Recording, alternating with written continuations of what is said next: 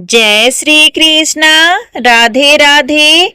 आप सभी को मार्गशीर्ष मास की संकटी चतुर्दशी व्रत की हार्दिक शुभकामनाएं। आज आप सुनिए चौथ माता की कथा और भगवान विघ्नहर्ता गणेश जी की कथा।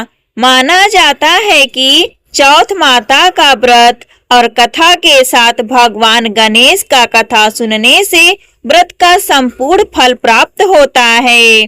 पौराणिक कथा के अनुसार एक गांव में एक सेठ सेठानी थे। उनके एक बेटा और एक बहू थी। बहू सबको भोजन करा के फिर स्वयं भोजन करती थी। एक पड़ोसन ऐसी भी थी जो रोज पूछती थी कि बहू आज क्या बनाया है, क्या खाया है, तो बहू कहती ठंडो बासी। एक दिन उसके पति ने ऐसा सुनकर विचार किया कि आज तो पकवान बनाए जाएं, फिर देखें कि मेरी पत्नी क्या कहती है। उसने तरह तरह के पकवान बनवाए और घर के सभी लोगों ने एक साथ बैठकर भोजन किया। आज भी पड़ोसन ने पूछा तो बहू ने कहा कि ठंडो बासी। सेठ के लड़के ने सोचा हो ना हो कोई बात अवश्य है जिससे कि मेरी पत्नी ऐसा कहती है। उसने पत्नी से पूछा तुम रोज ठंडो बासी खाया ऐसा क्यों कहती हो, जबकि हम सब ने एक साथ बैठकर कई तरह के पकवान खाए हैं। उसकी पत्नी बोली हम जो खा रहे हैं वह बाप बूढ़ों की कमाई है। जिस दिन आप कमा कर लाओगे उस दिन मैं समझूंगी कि ताजा भोजन कर रहे हैं। अब एक दिन लड़के ने माँ से कहा मैं एक बड़े शहर में कमाई करने जा रहा हूँ। माँ बोली बेटा अपने पास इतना धन है कि खाया नहीं खत्म होगा। माँ के मना करने पर भी बेटे ने स्वयं कमाने का दृढ़ निश्चय कर लिया और जाते समय पत्नी से कहा मैं जब तक कमा कर बहुत सा धन लेकर ना आऊं तुम चूल्हे की आग मत बुझने देना। एक दिन चूल्हे की आग बुझ गई तो वह मन ही मन घबराने लगी, कहीं मेरे पति पर संकट तो नहीं आ पड़ा। जल्दी से पड़ोस में से आग लाकर चूल्हे में रख दूं, ऐसा विचार करके पत्नी पड़ोस में गई। वहां पड़ोसन चौथ माता का व्रत और पूजन कर रही थी। पड़ोसन ने कहा थोड़ी देर में आकर ले जाना।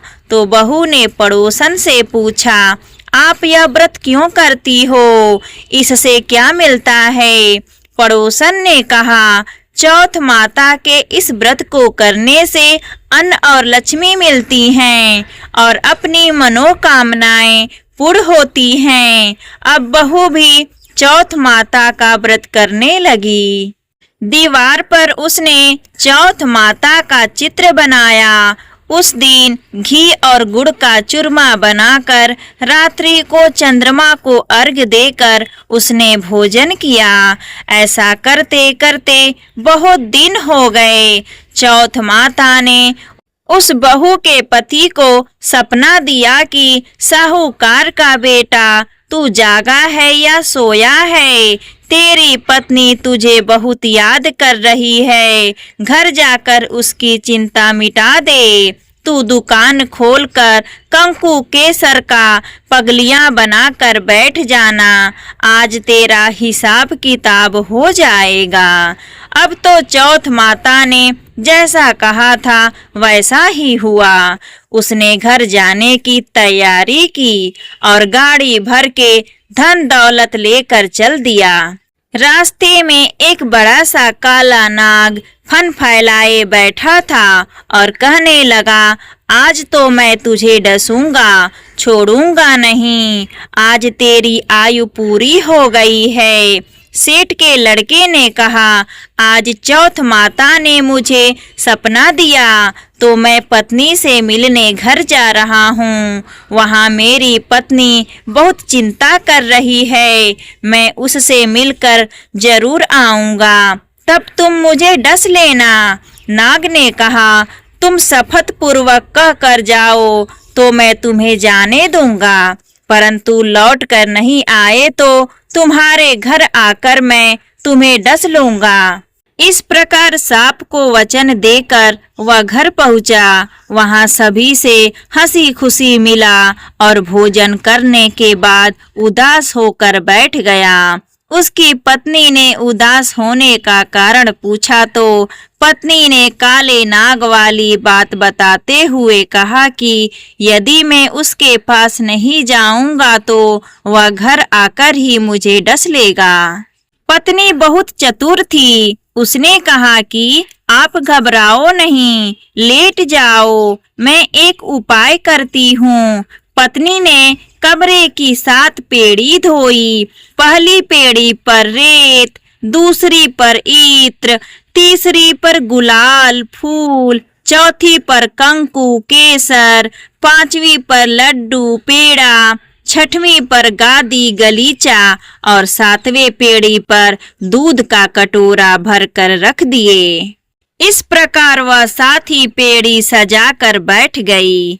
आधी रात होते ही नाग आकर पेड़ी चढ़ने लगा। पहली पीढ़ी पर रेत में लौट गया और कहने लगा कि सेठ की बहू ने आराम तो बहुत दिया, पर वचनों से बदकर आया हूँ, सो डसूंगा अवश्य ही। इसी प्रकार 7 पीढ़ियों पर नाग आराम करता हुआ और कहता हुआ कि डसूंगा जरूर, कमरे में जाने ही वाला था कि चौथ माता ने विचार किया कि मैं इसे नहीं बचाऊंगी तो संसार में धर्म कर्म और व्रत पूजन को कौन मानेगा। अब तो गणेश जी, चंद्रमा जी और चौथ माता ने उसे बचाने का विचार किया। चंद्रमा जी ने उजाला किया, चौथ माता ढाल बनी और गणेश जी ने अवतार लेकर नाग को मार दिया और ढाल से ढक दिया। अब बहू भी थकी हारी सो गई। दिन निकला तो लोग बेटे से मिलने आए, परंतु बेटा बहू तो उठे ही नहीं थे। बहुत देर हो गई थी तो माँ ने उन्हें उठाने गई। माँ ने 7 पीढ़ियों पर जो कुछ देखा तो वह बहुत ही घबराई और बेटा बहू को आवाज लगाई। बेटा बहू उठे तो देखा कि एक ढाल तलवार वहां पड़ी है। अब ढाल उठाई तो वही काला नाग मरा हुआ पड़ा है। बेटा बहू ने सोचा कि आज तो धर्म कर्म ही आड़े आए हैं, जो भगवान गणेश जी और चौथ माता ने अपनी रक्षा की है।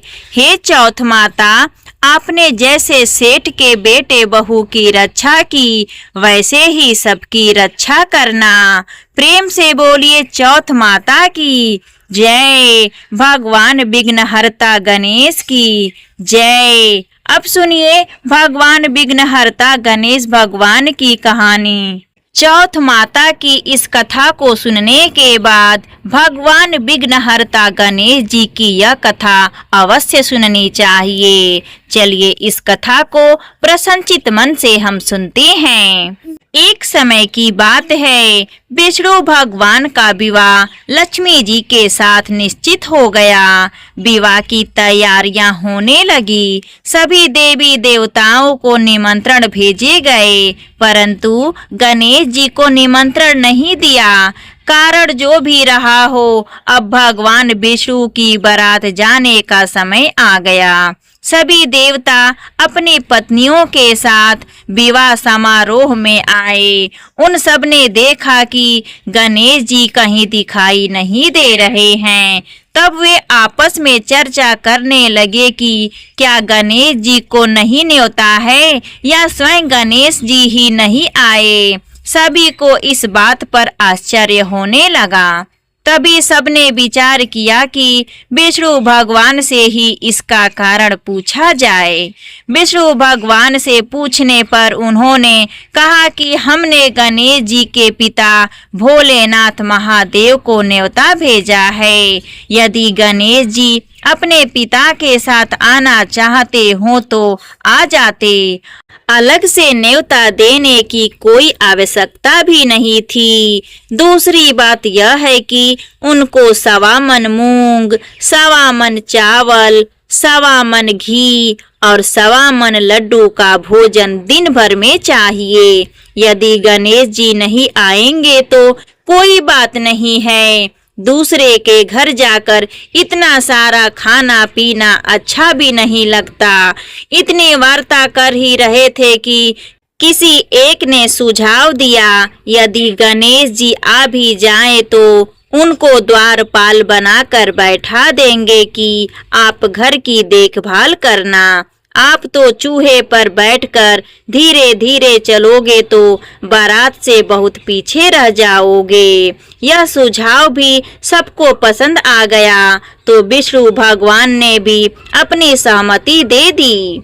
होना क्या था, इतने में गणेश जी वहां पहुँचे और उन्हें समझा बुझाकर घर की रखवाली करने बैठा दिया। बारात चल दी। तब नारद जी ने देखा कि गणेश जी तो दरवाजे पर ही बैठे हुए हैं, तो वे गणेश जी के पास गए और रुकने का कारण पूछा। गणेश जी कहने लगे कि विष्णु भगवान ने मेरा बहुत अपमान किया है। नारद जी ने कहा कि आप अपनी मूषक सेना को आगे भेज दें तो वह रास्ता खोद देगी, जिससे उनके वाहन धरती में धंस जाएंगे। तब आपको सम्मान पूर्वक बुलाना ही पड़ेगा। अब तो गणेश जी ने अपनी मूषक सेना जल्दी से आगे भेज दी और सेना ने जमीन पोली कर दी। जब बारात वहां से निकली तो रथों के पहिए धरती में धंस गए। लाख कोशिश करे परंतु पहिए नहीं निकले। सभी ने अपने अपने उपाय किए परंतु पहिए तो नहीं निकले, बल्कि जगह जगह से टूट गए। किसी की समझ में नहीं आ रहा था कि अब क्या किया जाए। अब तो नारद जी ने कहा, आप लोगों ने गणेश जी का अपमान करके अच्छा नहीं किया है। यदि उन्हें मना कर लाएं तो आपका कार्य सिद्ध हो सकता है और यह संकट टल सकता है। शंकर भगवान ने अपने दूत नंदी को भेजा और वे गणेश जी को लेकर आए। गणेश जी का आदर सम्मान के साथ पूजन किया। तब कहीं रथ के पहिए निकले। अब रथ के पहिए निकल तो गए परंतु वे टूट फूट गए तो उन्हें सुधारे कौन।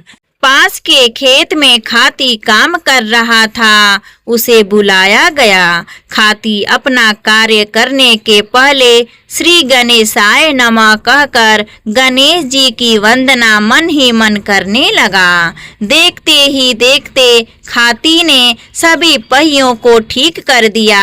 तब खाती कहने लगा कि हे देवताओं, आपने सर्वप्रथम गणेश जी को नहीं मनाया होगा और ना ही उनका पूजन किया होगा, इसलिए तो आपके साथ यह संकट आया है। हम तो मूर्ख अज्ञानी हैं, फिर भी पहले गणेश जी को पूजते हैं, उनका ध्यान करते हैं। आप लोग तो देवतागण हैं, फिर भी आप गणेश जी को कैसे भूल गए। अब आप लोग भगवान श्री गणेश जी की जय बोल कर जाएं तो आपके सब काम बन जाएंगे और कोई संकट भी नहीं आएगा।